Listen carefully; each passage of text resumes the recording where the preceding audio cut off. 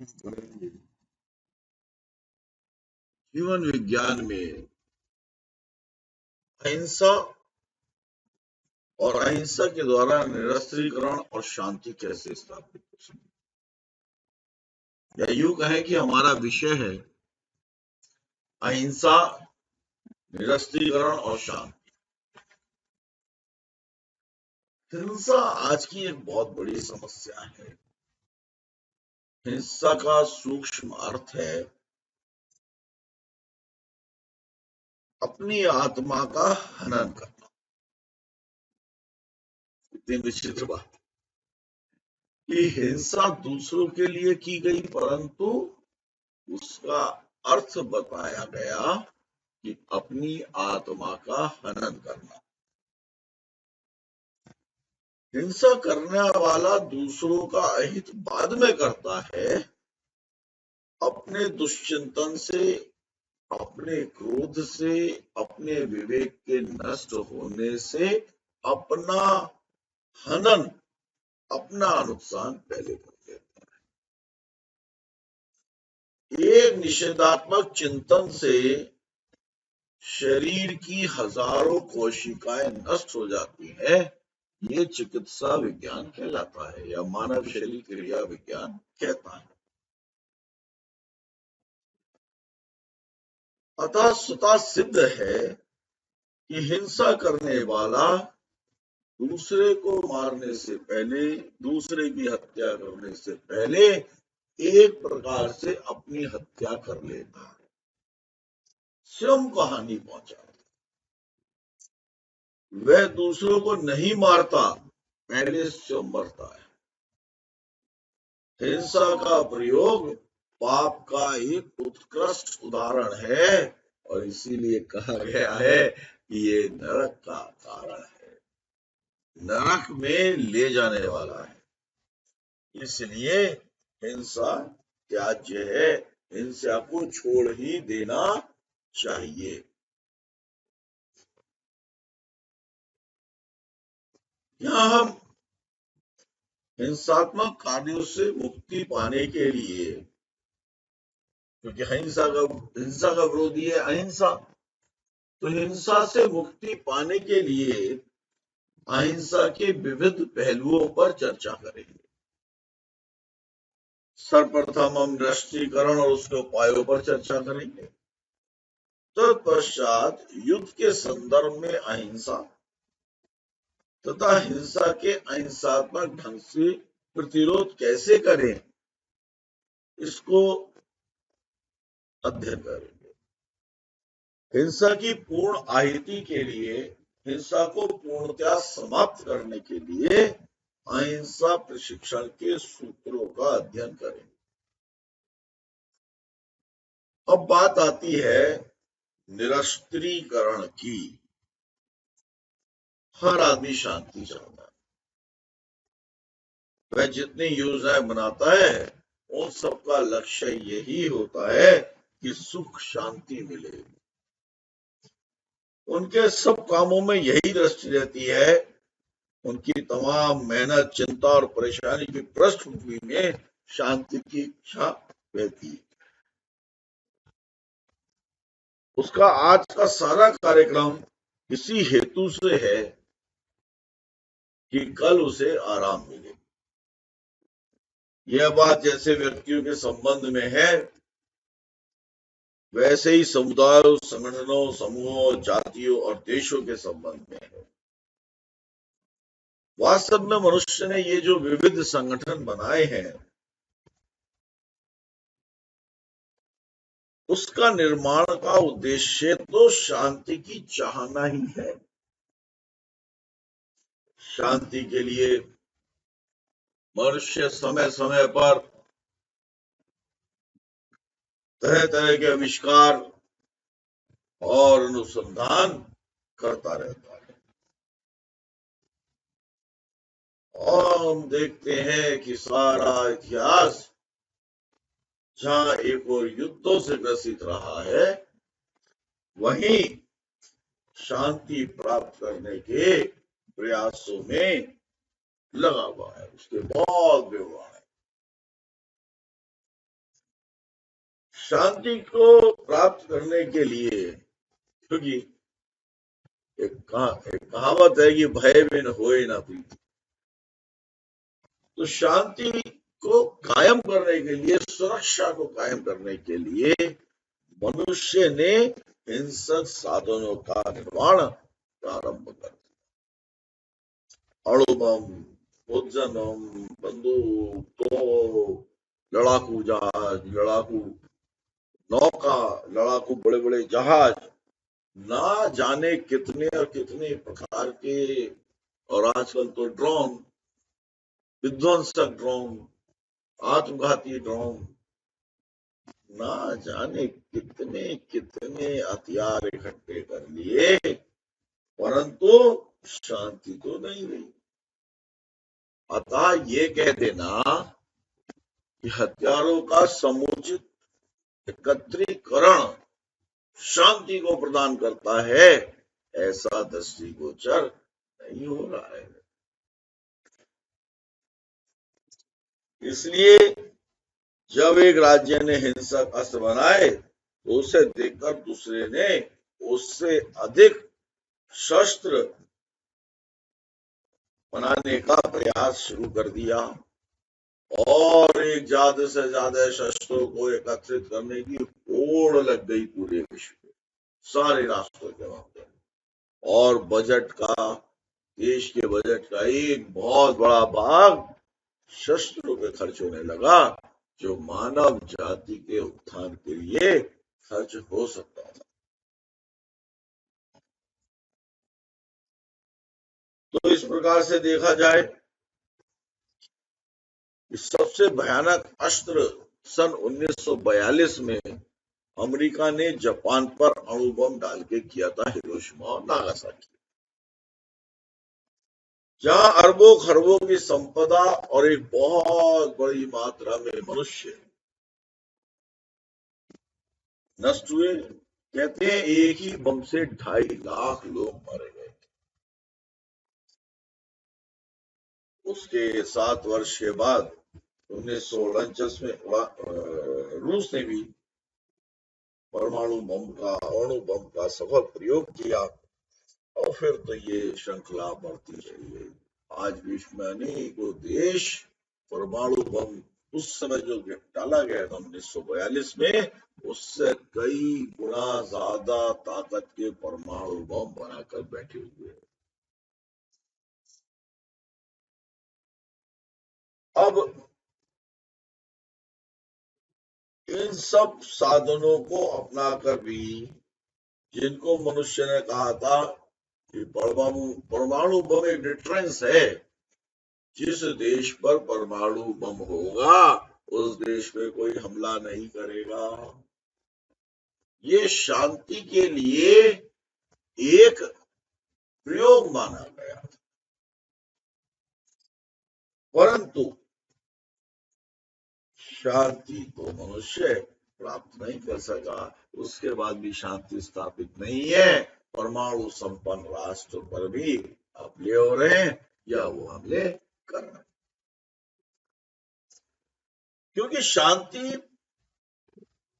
को लाने के लिए हमारे विचार ही हिंसात्मक प्रवृत्तियों को बढ़ाने के थे। शस्त्रों की एक विशाल फौज इकट्ठी करके हम चाहते थे कि शांति हो जाए। तो हिंसक प्रवृत्तियों के होने से शांति की कल्पना बहुत मुश्किल है। जब जब हम हिंसक साधनों को ज्यादा अपनाते हैं तो शांति नहीं, हिंसा है।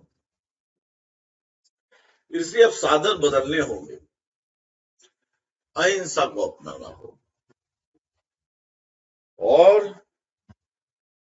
अहिंसा के साधनों की वृद्धि पर ध्यान देना होगा। विश्व में शांति कायम हो, उसका एक ही उपाय है, और वो है अहिंसा। हिंसक प्रवृत्तियों का समापन तभी हो सकता है जब हम निष्क्रियकरण को जाने, उसे समझें और उसका अध्ययन करें। निरस्त्रीकरण का प्रारंभिक अर्थ है शस्त्रों की कटौती, शस्त्रों पर प्रतिरोध लगाया जाना या शस्त्रों को उन्मूलन कर देना, समाप्त कर देना। निरस्त्रीकरण को परिभाषित करते हुए कहा जाता है सैन्य शक्ति जिसमें शस्त्र, सामान और सेवा से संबंधित कोई वस्तु, जैसे कि सैनिक अड्डे को कम करना, बजट को सीमित करना, शस्त्रों में कटौती करना, अति भयावह शस्त्रों का जैसे अणुबम आदि का उन्मूलन कर देना, ये सब साधन निरस्त्रीकरण के परिभाषा है। एक अन्य परिभाषा के अनुसार कोई भी एक योजना जो प्रत्यक्ष रूप से शस्त्रों की संख्या, शस्त्रों के प्रकाश, शस्त्रों की प्रायोजना प्रणाली, उसका नियंत्रण, उसकी सहायता के लिए किए जाने वाले तुरंत यंत्रों का निर्माण, प्रयोग, गुप्त सूचना एकत्रित करने के संयंत्र, सेना का संख्यात्मक स्वरूप आदि को नियमित करने से संबंध है। ये सभी चीजें निरस्त्रीकरण की श्रेणी में आती। बोलचाल की भाषा में से निरस्त्रीकरण को दो प्रकार से परिभाषित किया जाता है आम भाषा में। पहला है शस्त्रों को पूर्ण रूप से समाप्त कर देना और दूसरा है शस्त्रों का नियंत्रण करना, परिसीमन कर देना। शस्त्रों की पूर्ण समाप्ति की अगर हम चर्चा करें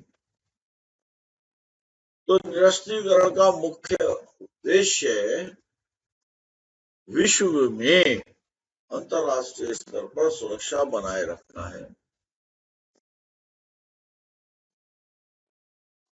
अब मान्यता ऐसी है कि और देखा भी जा रहा है व्यवहार में कि शस्त्रीकरण करने से, विशेष प्रकार के शस्त्र होने से युद्ध को बढ़ावा मिलता है। अध्ययनकर्ता लेबुल का मत है कि शस्त्रीकरण एक प्रकार से शस्त्र और शस्त्र होड़ युद्ध के मूल हैं, उनके स्रोत हैं, जिससे छुटकारा शस्त्र की समाप्ति या शस्त्र नियंत्रण से ही हो सकता है। इसलिए निरस्त्रीकरण एक लक्ष्य शस्त्रों की पूर्ण समाप्ति है, यानी कि शस्त्रों को पूर्ण रूप से नष्ट कर दिया जाए। दूसरा है शस्त्रों का नियंत्रण यानी कि परिसीमन। इसके लिए कहा जा सकता है कि ये ऐसी एक योजना है, ऐसी एक नीति नियमन है जिसके अंतर शस्त्रों को पूर्ण रूप से समाप्त करने का उद्देश्य तो होता है, परंतु धीरे धीरे उन पर नियंत्रण करने से शस्त्र भंडारों के स्तर, आकार और उनके प्रयोग संबंधी शस्त्रीकरण की नीतियों पर अंतरराष्ट्रीय रूप से अंकुश लगाने को कहा जाता है शस्त्र नियंत्रण। जैसे परमाणु के संबंध में परमाणु राष्ट्र के अलावा यदि कोई और राष्ट्र परमाणु बम का अनुसंधान करता है तो उसके ऊपर विभिन्न राष्ट्र नए कई प्रकार के सैंक्शन लगा देते हैं, जिससे उसकी आर्थिक व्यवस्था को नुकसान पहुंचाया जा सके और उसको उसकी सजा दी जा सके। बर्नेन के अनुसार शस्त्र नियंत्रण का उद्देश्य है शस्त्र क्षमताओं को समुचित करते हुए राष्ट्रीय सुरक्षा को प्राप्त करना। अब ये एक बड़ी महत्वपूर्ण बात है कि शस्त्रों को आप कैसे समायोजित करें कि आप युद्ध को भी ना उकसाएं और शास्त्रीय शांति को भी कायम कर सकें। निरस्त्रीकरण विश्व शांति से सीधे सीधे जुड़ा हुआ। वर्तमान समय में शांति नहीं, मानव की समूल जाति को खतरा परमाणु बमों के विशाल भंडारों से। कहते हैं इतने परमाणु बम हैं जो पृथ्वी को अनेकों बार पूरी तरह से नष्ट कर सकते। विभिन्न प्रकार के परमाणु शस्त्र मानवता के लिए, मानव की जाति के लिए, मानव के समूल नष्ट कर देने के लिए खतरा बने हुए हैं। वो उसके अस्तित्व के लिए एक भयंकर खतरा हो चुके हैं। मानव जाति का इस विनाश का पहला जो उदाहरण था और अभी तक वो आखिरी उदाहरण भी है, भगवान न करे इसके आगे भी इस तरह के उदाहरण प्रस्तुत हो, जैसा कि सन 1942 में अमेरिका ने हिरोशिमा और नागासाकी पर परमाणु बम गिराकर किया था, जिसमें लाखों मनुष्यों का घात हुआ और संपत्ति जलकर राख हो गई। आज भी उसके परिणाम हमारे सामने है कि जेनेटिक स्तर पर बहुत सारी बीमारियां जो बच भी गए वो बाद में बीमारी से मरे या उनके वंशज उन बीमारियों को झेल रहे।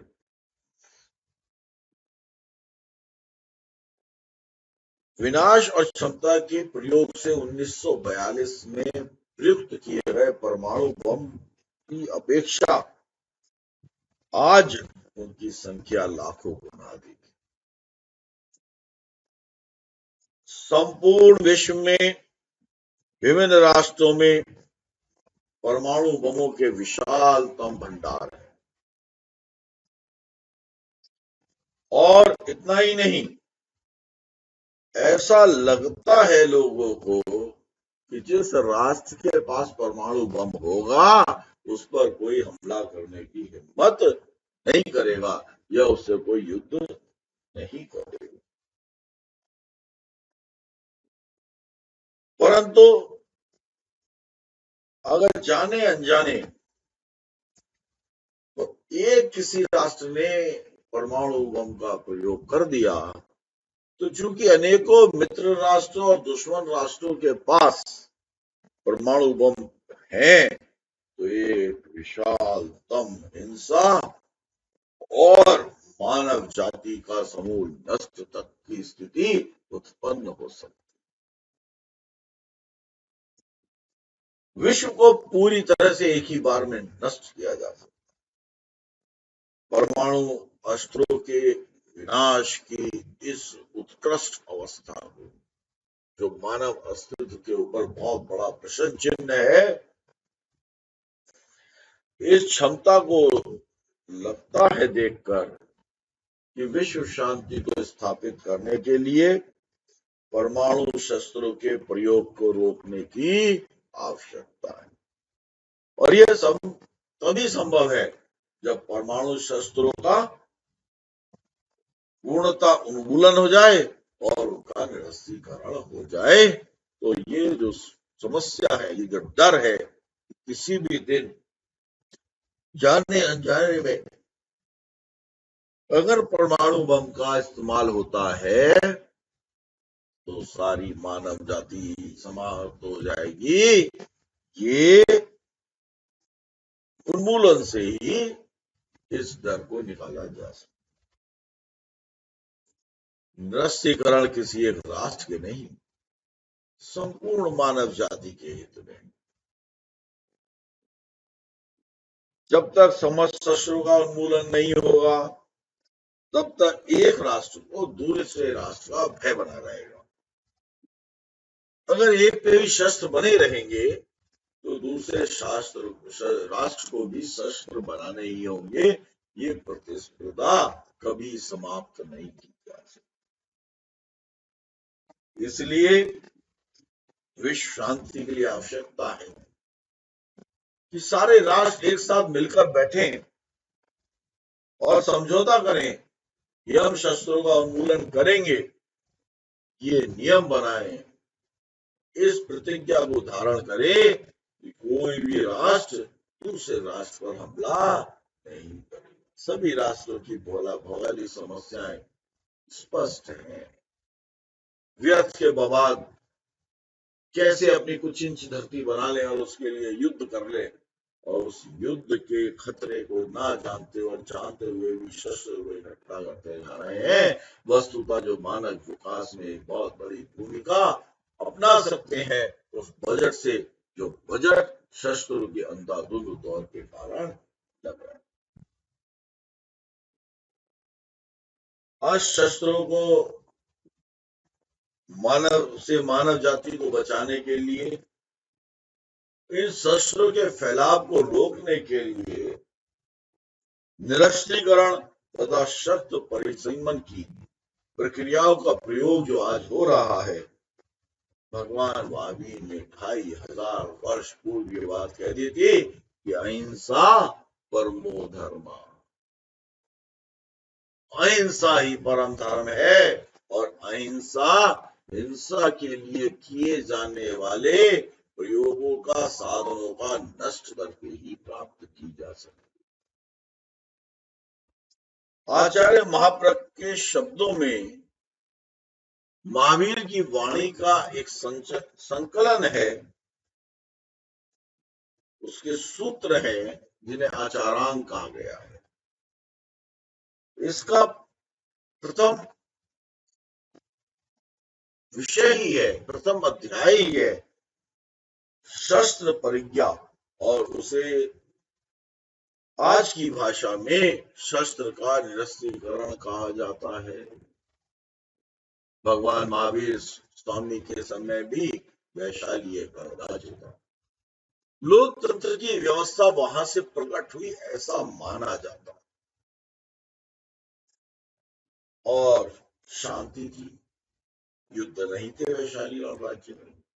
अनेक राजाओं का समूह एक साथ मिलजुल रहता था, किसी को किसी के प्रति शस्त्र उठाने की आवश्यकता ही नहीं। भगवान महावीर ने शस्त्र दो प्रकार के बताए, एक द्रव्य शस्त्र और एक भाव शस्त्र।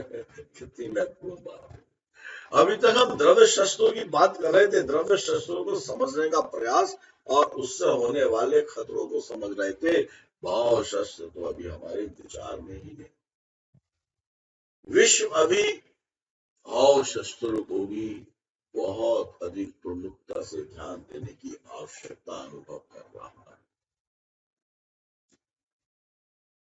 पहले द्रव्य शस्त्र की बात कर ले तो पाषाण युग से आज के आधुनिक युग तक जितने भी अस्त्रों शस्त्रों का निर्माण हुआ है वह सब द्रव्य शस्त्र हैं। जैसे प्रारंभ में पत्थर का हथौड़ा, फिर तलवार, बंदूक, भाला, तोप, हवाई जहाज, पानी के जहाज, अनेकों अनेकों अनेकों प्रकार के इन्फेंट्री अलग ही पूरी एक सेना की पूरी इकाई होती है जिसमें तोप, टैंक इत्यादि रहते हैं। ये सभी निष्क्रिय शस्त्र हैं, ये खुद नहीं चलते, इनमें खुद किसी को नष्ट करने की क्षमता नहीं है। इसलिए भगवान ने प्रस्तर और लोहे और मेटल और अन्य प्रकार की धातुओं से बने शस्त्रों को परिगणना में दूसरा स्थान दिया और उन्हें द्रव्य शस्त्र को बताया। द्रव्य शस्त्र केवल पदार्थों से बने हुए, इन्हें तो कोई बनाने वाला चाहिए और इन्हें रखने वाला और इनकी मेंटेनेंस करने वाला चाहिए। ये स्वतः निर्मित नहीं होते, ना स्वतः किसी को नष्ट करते हैं, उसको नुकसान पहुंचाते।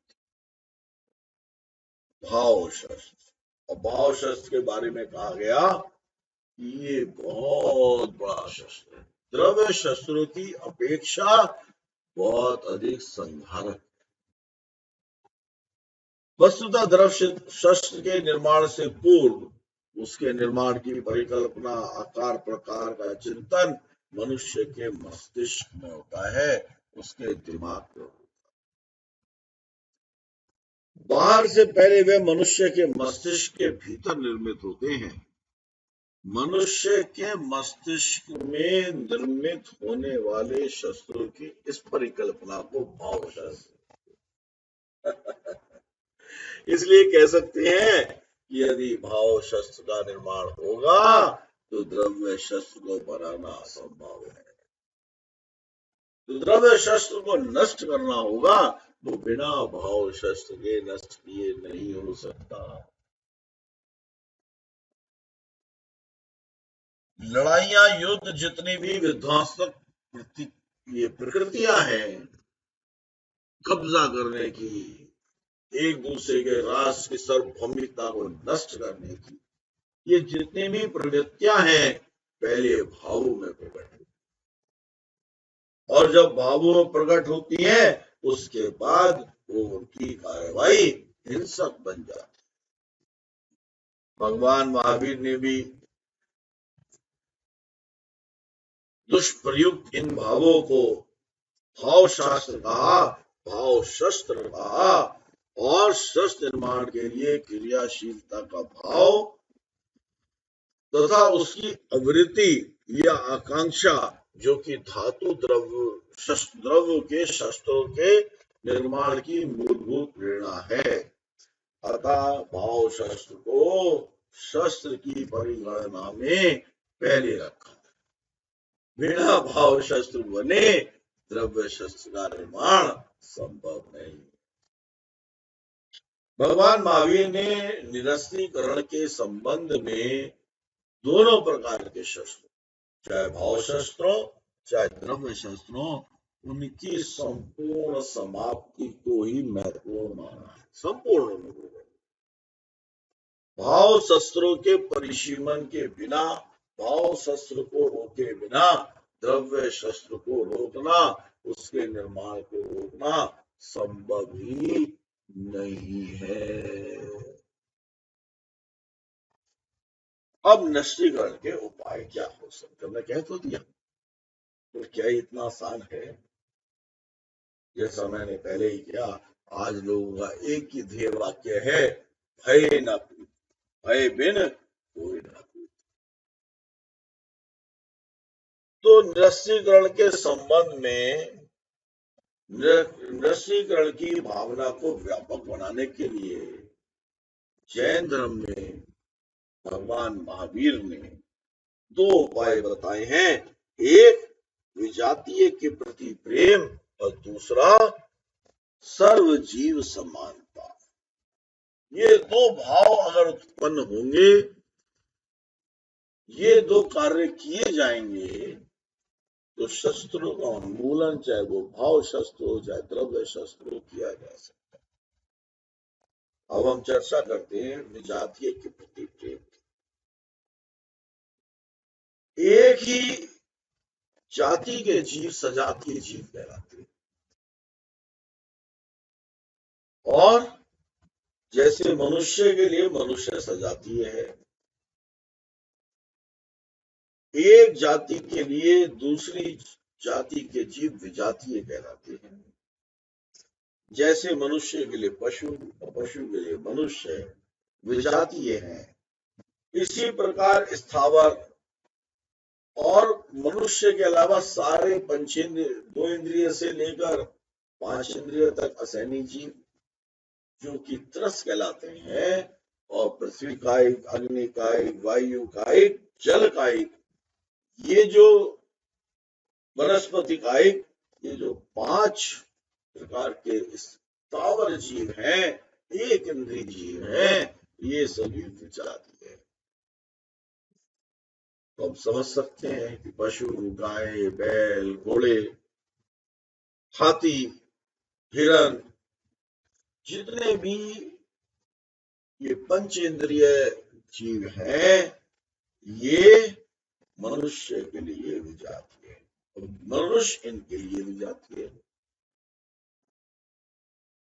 व्यक्ति सजातीय के तो प्रति अहिंसक हो पाता है, मानव मानव के प्रति तो अहिंसक हो सकता है, परंतु सजातीय के साथ विजातीय के प्रति भी हिंसा खत्म हो जाए, उसके प्रति प्रेम हो जाए, ये दृष्टिकरण का आधार है।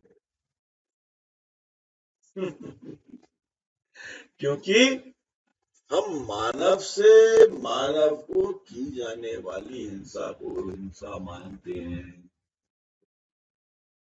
मानव के द्वारा विजातीय जीवों की, पशुओं की, पंछियों की और नाना प्रकार के जीवों की हत्या करने को, हिंसा करने को हिंसा नहीं मानते। और जब तक हिंसा का ये आधार भी खत्म नहीं होगा, निरस्त्रीकरण या प्रेम भाव या सद्भाव या वसुधैव कुटुंबकम की भावना का विकास किया जाना संभव नहीं है। अब है सर्वजीव समानता। अभी तक हमने बात की जातीय की, अब क्या है सर्वजीव समानता। भगवान महावीर ने अहिंसा की चेतना का निर्माण करने के लिए सर्वजीव जवान समानता का एक विचार, एक चिंतन प्रस्तुत किया। उन्होंने कहा कि सब जीव समान है। जीव के शरीर छोटे बड़े हो सकते हैं, परंतु उसे जो मूल तत्व है आत्मा, वो तो एक ही है। 84 लाख योनियों में संसार में जो आत्मा भटकती है, वही आत्मा मनुष्य के अंदर है और वही आत्मा मक्खी के अंदर है। ज्ञान का विकास भी सब जीवों में समान है, भले उसका प्रकटीकरण हो या ना हो। आत्मवीर्य और सामर्थ्य वाले की दृष्टि में भी कोई बहुत अंतर नहीं है। अतः भगवान महावीर के अनुसार सजातीय, विजातीय, रंग भेद, जीवन स्तर, विचारधारा के आधार पर भेदभाव न रखकर प्राणी भाव से मैत्री भाव रखें, वही वसुधैव कुटुंबकम। ये पूरा विश्व कुटुंब भी तो एक परिवार ही तो है, और उसमें केवल मानव जाति नहीं आती, सारी विजातीय जाति भी आती है। निस्संदेह महावीर की ये वाणी, महावीर के उपदेश, महावीर का ये चिंतन पूरे विश्व के लिए शांति का महत्वपूर्ण आधार बन सकते हैं। क्योंकि अगर हमने सर्व सधम संभाव को अपना लिया, सर्व जीव संभाव को अपना लिया, तो किसी भी देश को अपनी जनता और दूसरे की जनता में कोई भिन्नता नजर नहीं आएगी। दोनों ही मानव है, दोनों के अंदर आत्मा का निवास है, दोनों ही लोगों को, दोनों ही तरह के लोगों को घात करने का कोई अर्थ ही नहीं है। वेशभूषा भिन्न हो सकती है, भाषा भिन्न हो सकती है, आचार विचार भिन्न हो सकते हैं, अनेक प्रकार की वस्तुएं भिन्न हो सकती हैं, परंपराएं भिन्न हो सकती हैं, संस्कृति भिन्न हो सकती है, परंतु आत्मा तो एक। शरीर भिन्न हो सकता है, परंतु किन्हीं भी दो जीवों के अंदर स्थापित आत्मा एक ही है। दूसरा, शस्त्रों के विवेक से संबंध है। हिंसा के साधन शस्त्र ही तो हैं, वैसे ही हिंसा के साधनों को भी शस्त्र आ जाता है। शस्त्र हिंसा के साधन और हिंसा के साधन शस्त्र, दोनों एक दूसरे के पूरक है। आज हिंसा का बोलबाला है, हिंसक प्रवृत्तियां दिनों दिन बढ़ती जा रही, स्वयं के प्रति आदमी एकांकी होता जा रहा है, आत्मोन्मुख होता जा रहा है, हिंसा की प्रवृत्तियां भाव के अंदर समाविष्ट होती जा रही है, इंट्रोवर्ट व्यक्ति हो गया है, केवल अपना विकास और दूसरे का विनाश, ये भावना उसके अंदर आती चली जा रही है। और इन प्रवृत्तियों के लिए, हिंसा के इस भावनात्मक विकास के लिए जरूरी है हिंसा के साधन, जो हिंसा शस्त्र है, उनको समाप्त कर देना। अरे जब घर में कोई तलवार, चाकू, बंदूक कुछ होगा ही नहीं, कैसे मारोगे? इतना आसान नहीं होगा। हिंसक शस्त्रों का उन्मूलन हो, इसके लिए शस्त्रों का विवेक होना बहुत आवश्यक है। जब तक शस्त्रों का ज्ञान नहीं होता, तब तक व्यक्ति ना चाहते हुए भी हिंसक कार्यों में फंसता है और हिंसक कार्य करने के लिए उद्यत होता है और हिंसक कार्यों को करता है। सामान्यतः व्यवहार के आधार पर हम बंदूक, तोप, गोला बारूद, प्रक्षेपास्त्र, वायुयान, ड्रोन, जहाज, पानी के, इन सबको शस्त्र मानते हैं। परंतु शस्त्र तो केवल इतने ही नहीं है, इससे आगे भी हैं। इस शास्त्रांग के आकार को, इस शस्त्रों के आकार को परिभाषित करते हुए आचार्यों ने आचारांग में कहा है, शस्यते येन इति शस्त्रम, यानी जिससे भी हनन किया जा सकता है, जिसके प्रयोग से भी किसी की जान ली जा सकती है, वो शस्त्र ही तो है। इसमें अग्नि भी है, जल भी है, धातु या काष्ठ का बना हुआ हो ऐसा कोई जरूरी नहीं है। तो कोई भी पदार्थ जो प्राण लेने के, हत्या करने के अथवा हृदय को नष्ट करने के लिए प्रयोग किया जाए, वह शस्त्री तो है, वो निमित्त जो है वो शस्त्री तो है। शास्त्रों में 10 प्रकार के शस्त्रों का उल्लेख किया गया। आचरांग में 10 प्रकार के शस्त्रों का उल्लेख किया गया। अग्नि, विष, लवण, स्नेह, क्षार, अम्ल, खड़क, दुष्प्रयुक्त मन, वचन और काया। इनमें अग्नि, विष, स्नेह, क्षार, अम्ल तथा खड़क ये द्रव्य शस्त्र है और दुष्प्रयुक्त मन, वचन, काय भाव शस्त्र। यदि नमक की जरूरत से ज्यादा खाया जाए, अब कहते हैं ना क्षार कैसी है साहब, यदि नमक बहुत अधिक आवश्यकता से खाया जाए या दिया जाए तो वह मौत का कारण हो। अग्नि भी जला के मार दिया जाए, जहर दे के मार दिया जाए, ये सभी शस्त्र तो है। जरूरी है कि बंदूक से ही मारा जाए, यदि इनसे भी मारा जाता है, और आजकल तो ऐसी दवाई आ गई है जिन्हें दे करके भी मनुष्य का घात किया जा सकता है। जो बचाने के लिए बनाई गई वो घात करने के प्रयोग में आने लगी। आचार्य श्री महाप्रज्ञ के शब्दों में बहुत बार जिन पदार्थों को, जिन्हें हम अपनी रक्षा का साधन समझते हैं, वे साधन ही मार डालते हैं। वे भी शस्त्र हैं। जैसे मैंने भी दवाइयों का उदाहरण दिया, चीनी का उदाहरण है, तेल घी का उदाहरण है, ये सभी द्रव्य शस्त्र हैं। हमारा शरीर, वाणी और मन जब भी दुष्प्रयुक्त होता है तभी शास्त्र का काम शुरू होता है, उसके बिना शस्त्र का काम शुरू नहीं हो सकता। शस्त्रों के शास्त्र का कार्य बिना मन, वचन, काय के दुष्प्रयुक्त हुए नहीं हो सकता। अतः ये भी शस्त्र है, परंतु ये द्रव्य शस्त्र नहीं है, ये भाव शस्त्र। आचारांग में द्रव्य शस्त्रों के 3 प्रकार के प्रकार बताए गए। आचारांग में कहा गया कि भाव शस्त्र की हम बात बाद में करते हैं, पहले द्रव्य शस्त्र 3 प्रकार के होते हैं, इनको समझना अत्यंत आवश्यक है। पहला है सुकाय शस्त्र। जब किसी जाति का जीव स्वयं की जाति के लिए मारक बनता है तो उसे सुकाय शस्त्र कहते हैं। जैसे जीवित जल में दूसरा जल डालने से जल के जीवों की हिंसा हो जाती है, तो ये सुकाय शस्त्र है। दूसरा है परकाय शस्त्र।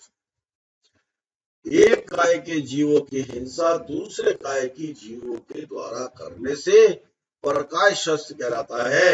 जैसे अगर हम जल को गर्म कर दें तो उसमें विद्यमान सभी जीव नष्ट हो जाते हैं, उनकी हिंसा हो जाती है। या अग्नि जल परकाय शस्त्र है। या किसी जंगल में बांध खोल दिया जाए, पानी भर दिया जाए, तो उस जंगल के सभी जीव सुता समाप्त हो जाते हैं, उनके लिए जल परकाय शस्त्र। तीसरा है उभय काय। जो काय स्वयं की जाति वाले जीवों के लिए शस्त्र होता है, अभी तक की विजातीय जातियों के, दूसरे काय के जीवों के लिए भी शस्त्र होता है। यानी ये जो शस्त्र होते हैं उभय काय, ये स्वयं की जाति के लिए भी हिंसा करते हैं और दूसरी विजातीय जातियों के जीवों की भी हिंसा करते हैं। जैसे अग्नि स्वयं को भी जलाकर मार सकती है और स्वयं को दूसरों को भी जलाकर मार सकती है। इस प्रकार शस्त्र के विवेक हिंसात्मक कार्यों से बचने के लिए जरूरी है शस्त्र विवेक होना। शस्त्र विवेक ना होने से ना चाहने पर भी हिंसक प्रवृत्तियां विद्यमान हो जाती है, जो हिंसा का कारण बन जाती है। अब हम चर्चा करते हैं अहिंसा और युद्ध के संबंध की, कि अहिंसा और युद्ध में क्या संबंध है। विश्वमान जो शांति है, मानव जाति की जो एक परिकल्पना है, मानव जाति का जो एक विकास है, मानव जाति का एक उत्थान है, मानव जाति के बचाने के लिए विश्व में इसके अस्तित्व, विकास और प्रगति के लिए अत्यंत आवश्यक है युद्ध या युद्ध का व्यय, उसका विकास एवं प्रगति के सभी साधनों का उपयोग से हटाकर युद्ध या युद्ध की तैयारियों के लिए मोड़ देना अत्यंत घातक है, जिसके परिणाम स्वरूप विनाश का मार्ग खुल जाता है। मानव इतिहास के रक्त रंजित पन्ने युद्ध की भयानकता और विनाशता उसका प्रतीक है। बहुत पुरानी बात भी ना करें तो वर्ल्ड वॉर फर्स्ट और वर्ल्ड वॉर सेकेंड में लाखों लोगों की हत्या हुई, उन पर अत्याचार हुए, ऐसे अत्याचार जिनकी कल्पना करना भी संभव नहीं है। न केवल सैनिकों के हत्या और अत्याचार हुए, सामान्य जनजीवन पर, सामान्य मानवों पर, सामान्य पुरुष, स्त्री और बच्चों पर अकल्पनीय अत्याचार एक सेना के लोगों के द्वारा दूसरे देश के लोगों पर किए। युद्ध की विभीषिका का अति प्राचीन इतिहास भी है। प्राचीन काल से ही आवेश की क्रियावंती युद्ध के रूप में होती रही है। वर्तमान युग के नाभिकीय और अणु रासायनिक युद्ध का परिणाम विजेता और विजित दोनों राष्ट्र को समान रूप से भोगना पड़ता है। किसी को अधिक हानि हो सकती है, किसी को कम हानि हो सकती है, पर कम हानि भी एक बहुत बड़ी हानि के रूप में प्रकट है। युद्ध में केवल भौतिक हानि नहीं होती, मानवता के हरण के साथ साथ, हत्या के साथ साथ अपाहिज और विकलांग भी बहुत बड़ी संख्या में लोग होते हैं। पर्यावरण का इतना प्रदूषण हो जाता है कि वर्षों तक व्यक्ति शुद्ध श्वास और भोजन भी प्राप्त नहीं कर सकता, वो भी जहरीले हो जाते। युद्ध के भयावह परिणामों की उद्घोषणा करते हुए आचार्य तुलसी जी ने कहा कि युद्ध वह आग है जिसमें साहित्यकारों का साहित्य, कलाकारों की कला, वैज्ञानिकों का विज्ञान, राजनीतिकों की राजनीति और भूमि की उर्वरा शक्ति समाप्त हो जाती है। ये युद्ध की भयावहता का, युद्ध का एक परिणाम है। अब युद्ध के कारण क्या होते हैं? बचपन से हम सुनते चले आए हैं कि जर जोरू जमीन, जर मतलब जमीन, संपत्ति, जोरू मतलब स्त्री, और जमीन, जमीन मतलब भाग पर किसी भूभाग पर कब्जा। ये तीनों लड़ाई के मुख्य कारण माने जाते हैं, परंतु अब वो चीजें सामान्य हो गई हैं। इनके कारण छोटे मोटे झगड़े तो होते हैं जो बहुत जल्दी समाप्त भी हो जाते हैं, पर जब दो देश आपस में टकराते हैं तो भयंकर युद्ध होता है, और उसके कारणों का हम अध्ययन करते हैं तो पता लगाते हैं कि उसके कारण है। और उसमें पहला है व्यक्तिगत व्यक्तिगत अहंकार। व्यक्तिक अहंकार, अहंकार एक मौलिक मनोवृत्ति है। प्रत्येक देश व राष्ट्र का अपना एक अहंकार होता है।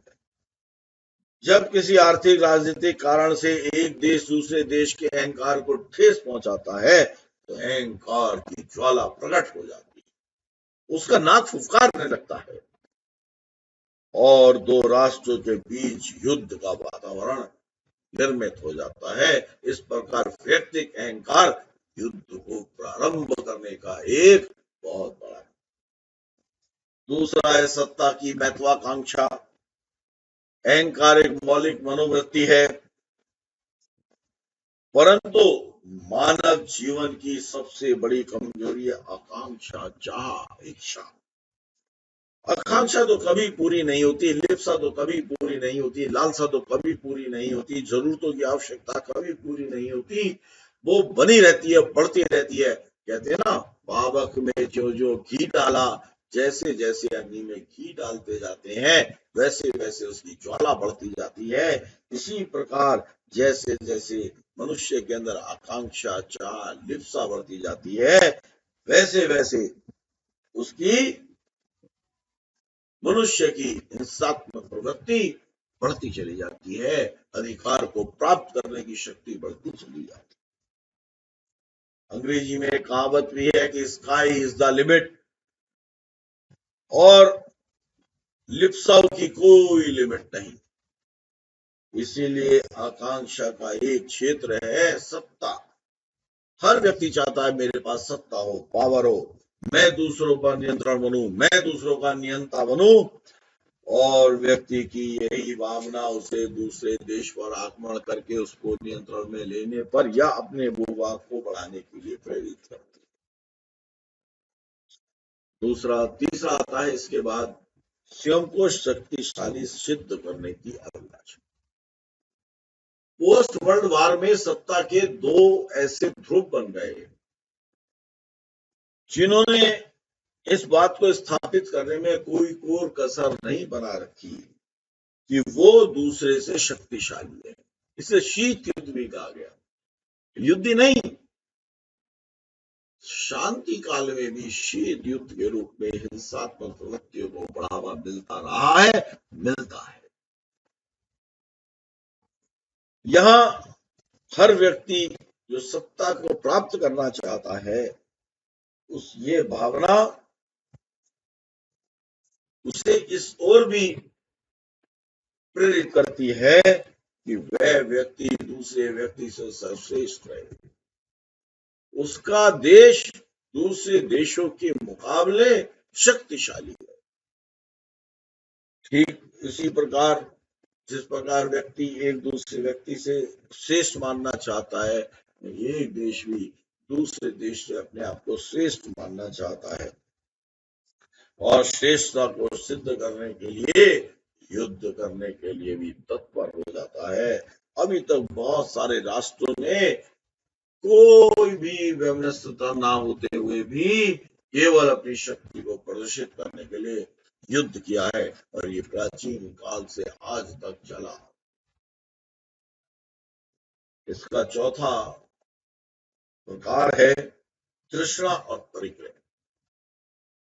हिंसा की जड़ ही है तृष्णा और परिग्रह। आदमी विविध पदार्थों का उपयोग करना चाहता है, अपनी सुरक्षा के लिए आवश्यक पदार्थों का सेवन करने के लिए और अत्यधिक इंद्रिय सुख को प्राप्त करने के लिए अधिक से अधिक भोग विलास।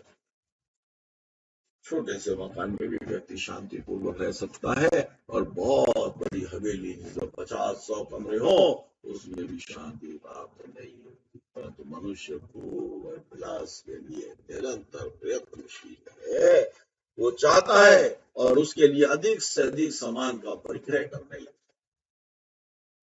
परिग्रह की चेतना ही तो समस्या का जनक है। सब कुछ मेरे पास हो जाए, सब कुछ मेरा हो जाए, मेरा पास इतनी संपत्ति, इतनी वस्तुएं, दास दासी, नौकर, मकान, कार, ये सब इतना हो जाए धन कि वो किसी के ना हो और मैं सर्वश्रेष्ठ हो जाऊं। ये चेतना का जब जन्म होता है तब कोई भी देश दूसरे देश पर हमला करता है। अपनी सीमा बढ़ाने के लिए, अपनी संपदा बढ़ाने के लिए, दूसरे देश के संसाधनों पर कब्जा करने के लिए एक देश दूसरे देश पर आक्रमण करता।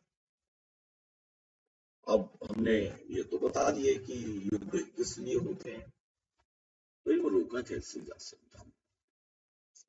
युद्ध से बचने का उपाय क्या है? और वो उपाय है अहिंसा। क्या उपाय है? अहिंसा। जीवन के अन्य क्षेत्रों में अहिंसा की बात कुछ ना कुछ कम ज्यादा चल सकती है, परंतु युद्ध में अहिंसा का क्या काम? जहां हत्या, नष्ट करना, संपत्ति को नष्ट करना, व्यक्ति को नष्ट करना, अत्याचार करना, सेना के द्वारा आक्रमण करके समूल नष्ट करने की भावना रखना, उस समय युद्ध करते समय भी क्या व्यक्ति अपनी हिंसा वृत्ति पर कुछ नियंत्रण नहीं कर सकता? नहीं कर सकता। क्या कभी ऐसा हुआ है? युद्ध का मुकाबला करने के लिए आदमी अपने प्रतिद्वंदी से अधिक हिंसक हो तभी विजयी होगा, यही तो कल्पना होती है। फिर क्या युद्ध का प्रतिकार कभी अहिंसा से भी हो सकता है?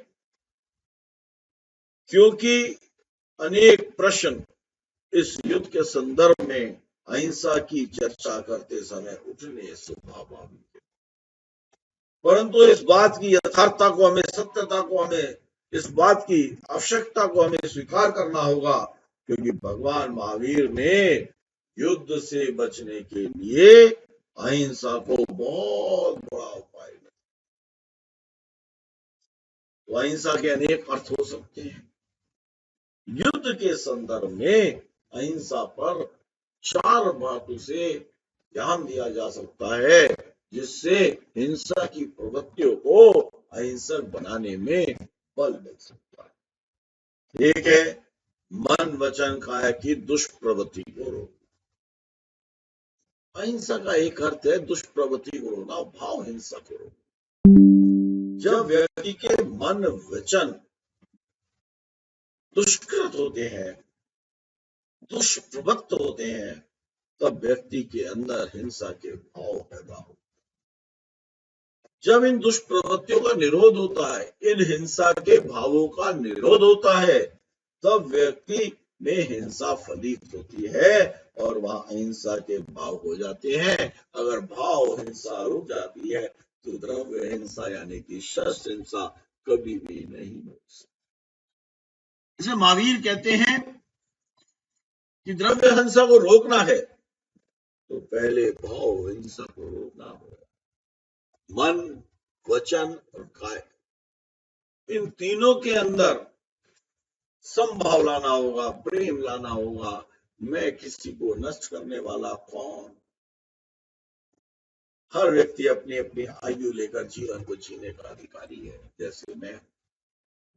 तब इस दुष्प्रवृत्ति का जब विरोध होगा, प्रतिकार होगा, निरोध होगा, तब युद्ध का होना असंभव है। दूसरा क्या है? सजीव शस्त्रों का निर्माण। अभी तक हमने देखा जितने भी शस्त्र हैं वो अधिकतर लोहे, मेटल आदि से बने हैं, और इन शस्त्रों का निर्माण सबसे पहले मस्तिष्क में होता है। लौह आदि धातु से बनने वाले निर्जीव जो शस्त्र हैं, और उनको बनाने से पहले इनकी पूरी पूरी क्रिया का निर्माण मानव के मस्तिष्क में तो होता है। जो मस्तिष्क में निर्मित होता है वो सजीव शस्त्र, वो प्रकट में नहीं आया और मस्तिष्क में आया पहले, इसलिए वो सजीव है। और जो बाद में मनुष्य के द्वारा बनाया गया, चाहे वो तोप हो, बम हो, ड्रोन हो, वायुयान हो, नौकायान हो, बड़ा बड़ा पानी का जहाज हो, तो टैंक, जितने भी शस्त्र हैं, बड़े प्रक्षेपास्त्र, ये पहले मानव के मन में प्रकट होते हैं, मानव के मस्तिष्क में प्रकट होते हैं, और तब वो शस्त्र बनते हैं। इस प्रकार से एक सजीव शस्त्र है और एक निर्जीव शस्त्र। इन दोनों प्रकार के शस्त्रों का निर्माण ही नहीं हो सकता यदि भाव के अंदर वैमनस्यता की भावना समाप्त हो जाए, शत्रुता की भावना समाप्त हो जाए, मानव जाति का घात करने की भावना समाप्त हो जाए, किसी भी जीव को हिंसा की प्रवृत्ति समाप्त हो जाए, उस स्थिति में युद्ध वर्जना की बात स्वतः फलित हो जाए। तीसरा है संकल्प हिंसा का परिहार। भगवान महावीर ने हिंसा को 3 भागों में व्यक्त किया। पहला है आरंभजा, दूसरा है विरोधजा, और तीसरा है संकल्पजा। आरंभजा, आरंभिक हिंसा, प्रारंभिक हिंसा। इस हिंसा का अर्थ है जीवन को निर्वाह करने के वाली हिंसा। हमें नहाने के लिए जल का उपयोग करना ही है, तो जल जीवों का घात होगा ही। हमें खाना पकाने के लिए अग्नि की आवश्यकता है, तो अग्नि जीव का घात होगा। खाना बनाने के लिए वनस्पति की आवश्यकता है, तो वनस्पति का घात होगा। श्वास लेने के लिए वायु की आवश्यकता है, तो वायु जीव का घात होगा। इस प्रकार से एक इंद्रिय जीव की जो हिंसा है, ये आरंभिक हिंसा है, जो जीवन निर्वाह के लिए की जाती है। अब दूसरी आती है विरोधजा हिंसा। व्यक्ति एक भय से ग्रसित प्राणी, वो निरंतर भयभीत रहता है, वो अपनी सुरक्षा के प्रति चिंतित रहता है। किसी ने स्वयं पर हमला किया तो उसके प्रतिकार में मैं कैसे हिंसा कर सकूं, ये विरोध हिंसा है। एक व्यक्ति की दूसरे व्यक्ति पे हिंसा का भाव सुरक्षा के कारण हो, चाहे किसी लिप्सा के कारण हो, विरोधी हिंसा ही तो है। उसके बाद है संकल्पजा हिंसा। संकल्पीय हिंसा संघर्ष एक मौलिक मनोवृत्ति है। इस वृत्ति के कारण मानव व्यक्ति, एक व्यक्ति दूसरे व्यक्ति के ऊपर आधिपत्य जमाने के लिए आक्रमण करता है, और वो चाहे जर जोरू जमीन किसी का भी हो सकता है, और उसके आगे संसाधनों का हो सकता है।